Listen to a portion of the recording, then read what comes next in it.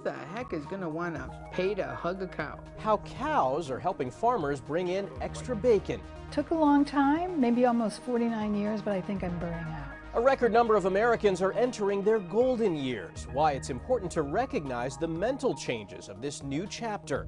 And a teen honors her sister by urging other young people to get their hearts checked.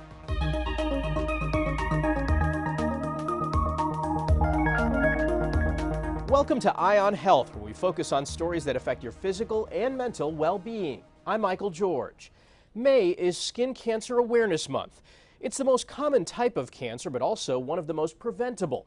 Dermatologists say not enough people are taking the right precautions, like keeping an eye on suspicious spots everywhere on your body, even places that don't get a lot of sun. Natalie Brand shares one woman's story of detecting melanoma before it was too late. I had a spot right under my eye. Abby Weiner says she didn't think much of it at first until her older sister implored her to get checked. In her big sister way, said, I really think something looks funny. It doesn't look like a freckle to me. What Abby thought was just an age spot ended up being melanoma.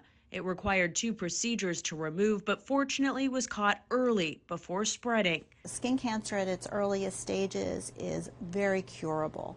Melanoma at its earliest stage has a 99% cure rate. Prevention is key. Research shows sunburns damage the skin, and even one blistering burn during childhood or adolescence can raise the risk of developing melanoma later in life. A new survey by the American Academy of Dermatology has doctors concerned, revealing that more than 1/3 of adults got a sunburn last year, the highest number since 2020. I don't see any others. Dr. Maral Skelsey urges her patients to do a head-to-toe self-check once a month. The number one thing to look for is something that is new or changing. So anything that is new or changing and it stays there for about 6 weeks should be examined by your dermatologist. Remember the ABCDEs of melanoma: asymmetry, border, color, diameter, and evolving. Abby's new normal includes more frequent skin checks, big hats, and lots of sunscreen. Now sunscreen is part of the same way I brush my teeth and the same way I brush my hair. It's part of the sort of daily routine of how I take care of myself. Habits she's instilling in her children as well. Natalie Brand, CBS News. Spanish researchers say they've linked a specific gene with the development of Alzheimer's disease. 95% of seniors who have 2 copies of the APOE4 gene have abnormal levels of a protein that causes cognitive decline. It's not just a risk factor, but it's a strong predictor that these individuals would develop Alzheimer's pathology. Scientists have known this gene increases the risk of Alzheimer's, but this is the first study that suggests it's an underlying cause. If you have a strong family history, where a number of relatives have died with early onset Alzheimer's disease, yeah, go talk to your doctor. I think that's a good message. It's estimated about 2% of the global population inherited a copy of the gene from each parent. A Pennsylvania teen is spearheading a life-saving effort to have young people get their hearts checked. The goal is to prevent sudden cardiac arrest. Kim Hudson has more. As 18-year-old Grace Kyle looks through her Mount St. Joseph Academy yearbook, she's remembering her favorite graduate, big sister Caroline. Had a very loving heart. She's always looking out for others. In 2022, 19-year-old Caroline died from a heart condition that went undetected. We had no clue. She was always an athlete growing up. She was always active. She was a happy, healthy teenage girl. Grace helped organize a screening by Simon's Heart. She, along with organization executive director Jim Parado, prepared to welcome more than 100 young people to the event. Those participating will receive a free heart screening, a screening Parado believes might have saved Grace's sister. Had she gone through an EKG, had she had a heart condition that we knew about, she would just be on a simple medicine and be with us today. Simon's Heart was named for Simon Sudman, who was just 3 months old when he died 20 years ago of sudden cardiac arrest. The group estimates at least 2,000 young people under the age of 20 die from the condition every year. Parado says the group's mission is not to scare anyone, but empower them. And likely you'll go home with an EKG that is super clear. there is a small percentage that then we say, take this EKG to a pediatric cardiologist, get that second look, and then you'll be good to go. I feel like she'd love to see making a difference one person at a time. And with so many students joining in this fight to save lives, Grace says Caroline would be proud. Kim Hudson, CBS News, Philadelphia. Bad working conditions are driving nurses into leaving the healthcare industry. A recent study from the University of Pennsylvania found that after retirement, the top reasons for quitting are insufficient staffing, burnout, and poor work-life balance. Another essential hospital role that's seeing a shortage is for patient care technicians. They assist nurses with patient hygiene, collecting vital signs, and more. To help address this problem, Northwestern Medicine created the Basic Nursing Assistant Training Program, a free course for Northwestern employees that work in non-clinical roles like housekeeping, security, and food services. To learn more about this, I spoke with program director and co-creator Takora Love. I'm familiar with doctors, I'm familiar with nurses. I'm not familiar with patient care technicians. What's a patient care technician? So patient care technician is an allied health individual, who helps with vital signs, help our patients with ambulation, with grooming, all of those things. So our activities of daily living. And why do we need this role? Oh my gosh, so this is an essential role. This helps our nurses as well as our entire healthcare team give our patients better outcomes. Our patient care technicians are our eyes and ears for the nurses and the healthcare staff. They spend a lot of time with the patients and are able to catch changes that we may not see right away with the patient.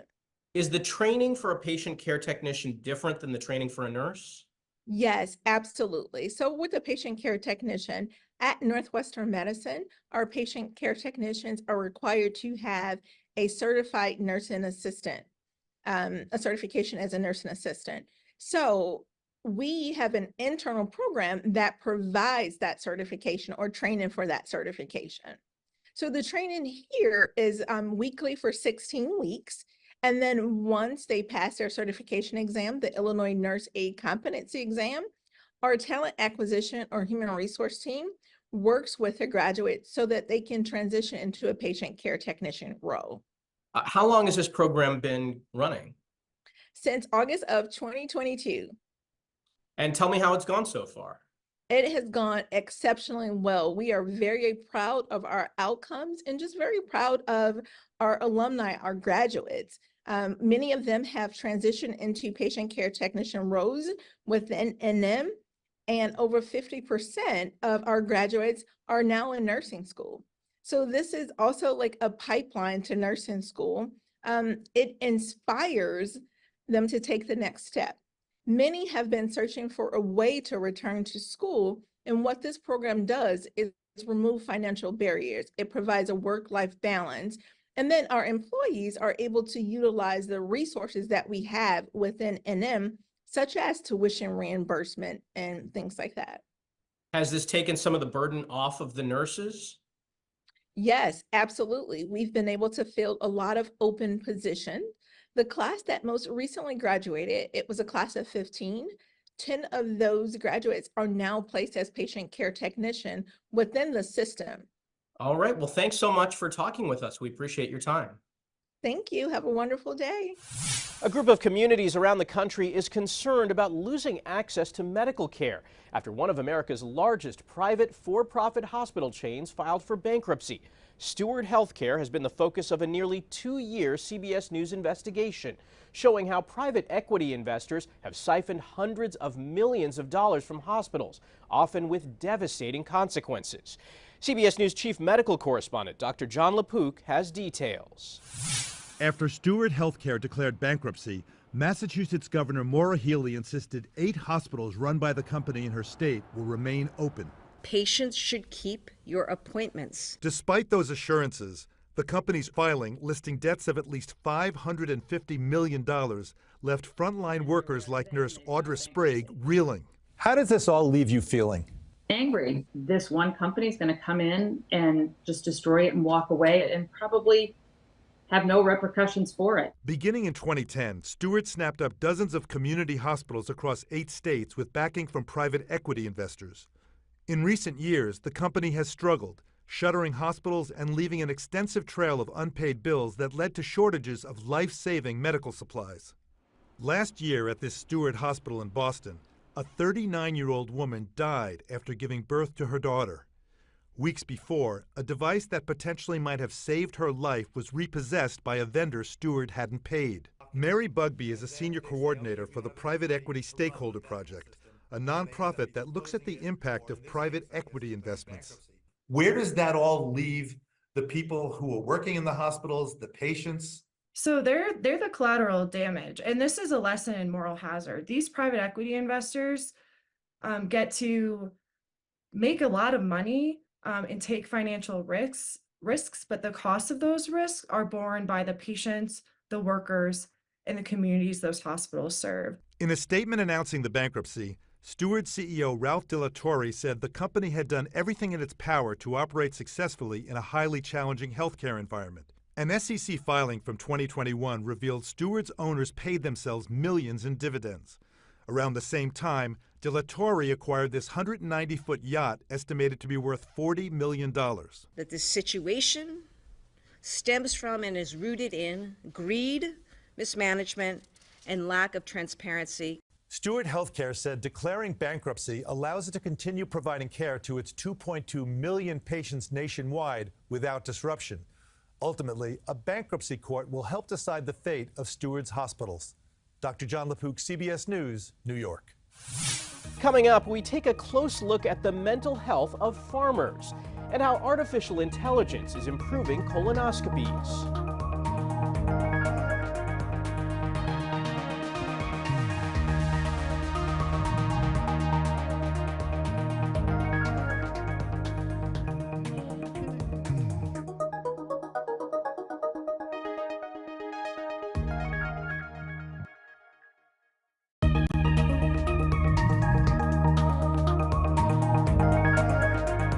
Welcome back. According to a climate assessment by the federal government, much of the Midwest has seen a 5 to 15% increase in spring rainfall over roughly the past 3 decades. That's a major problem for farmers who rely on predictable weather patterns. And it's one factor driving a mental health crisis in rural America. An analysis by the National Rural Health Association found the suicide rate among farmers is 3.5 times higher than the general population. John Lauritsen spoke with a Minnesota farmer about his lowest point and the resources that helped him get back on track. The work ethic, you don't quit till the job's done. It's just a way of life. It's a mindset that was instilled in Thomas Duden at a young age. His wife Kristen also grew up putting the farm before everything else. But that mindset can also lead to a fear of failure. We don't want to be the ones that lose Grandpa's farm.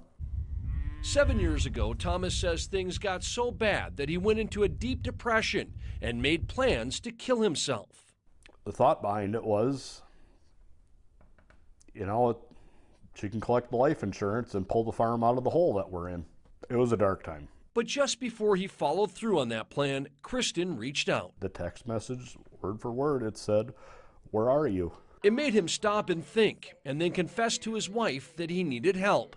A crucial first step. I was pretty upset or hysterical that morning. They told me, for one, I'm pregnant and my child's not going to have a father. Getting farmers to take that first step also means making them aware of the resources they have for getting help. People want to talk to somebody who's going to understand their problems. Emily Kreckelberg is with University of Minnesota Extension, and a big part of her job is making sure farmers have the mental health resources they need. In Minnesota, we have rural mental health specialists to work with farmers. They're available for free.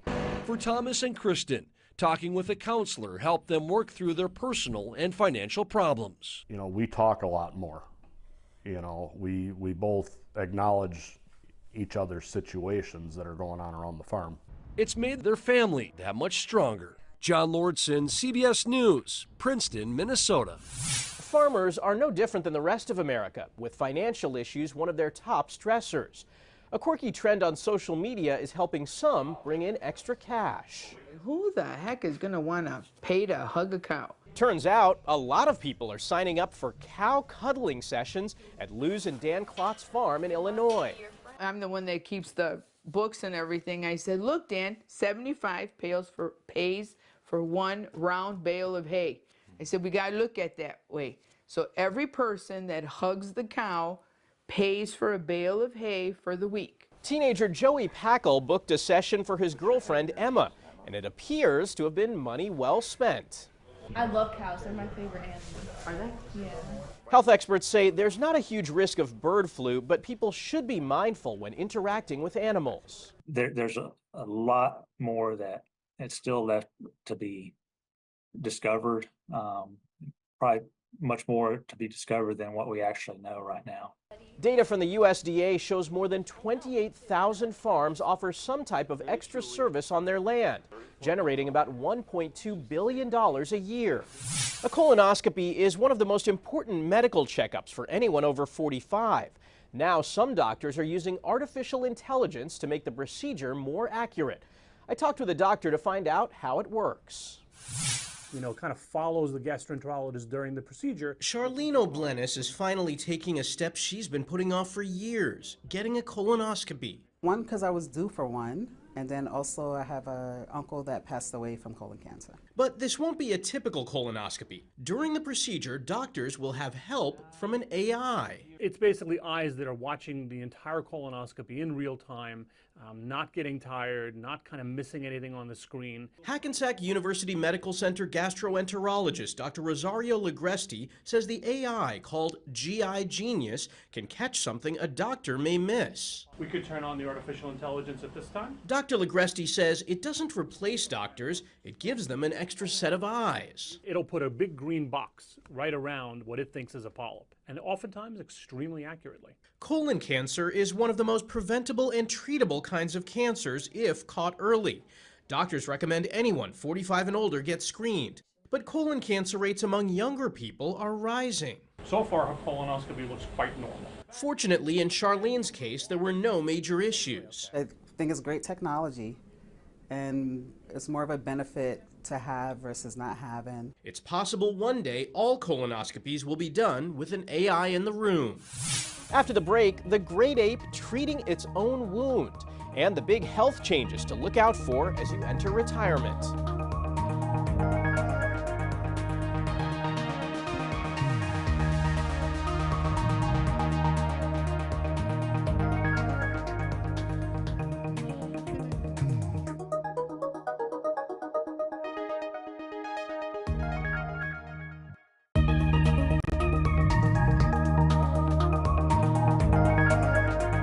Welcome back.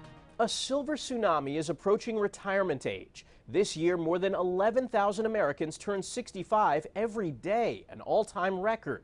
The golden years can be relaxing and rewarding, but doctors say they can also come with big changes that can impact mental health.